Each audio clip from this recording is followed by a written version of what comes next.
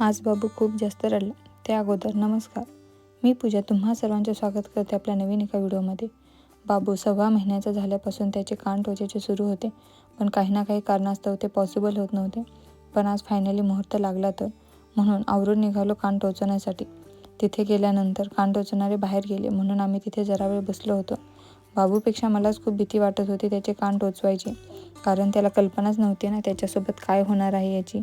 पण मला माहीत होते म्हणून मग मी त्याच्याशी बोलत होते, त्याला सांगत होते की तुझे कान टोचायचे आहेत, त्यामुळे दुखणार आहे, पण तू काही जास्त रडू नकोस. कारण सियाच्या वेळेस मी तिच्यासोबत होते तेव्हा ती खूप रडलेली, म्हणून बाबूला सांगत होते खूप रडू नकोस.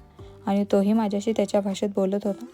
असो, आता वेळ आली ती बाबूची कान टोचायची आणि तो कान टोचायच्या अगोदरच खूप रडायला लागला. ते पाहून माझ्याही डोळ्यात पाणी आले. कान टोचवताना सर्वच लहान मुले किती रडतात ना, पण तरीही टोचवले जातात. कारण त्यामागचे कारण म्हणजे कर्णवेध संस्कार हा आपल्या हिंदू धर्मातील 16 संस्कारांपैकी एक महत्त्वाचा संस्कार आहे. याच्यामुळे श्रवणशक्ती आणि बाळाचे आरोग्य सुधारण्यासाठी वैज्ञानिक व आध्यात्मिकदृष्ट्या महत्त्वाचा मानला जातो. आयुर्वेदानुसार कानाच्या विशिष्ट बिंदूंना छेदल्याने शरीरातील ऊर्जा प्रवाह संतुलित होतो. ही अशी बरीच काही कारणं आहेत कान टोचवण्याचे. आमच्याकडे 6 महिन्यानंतर कान टोचवतात. तुमच्याकडे कधी ते मला नक्की कमेंट करून सांगा.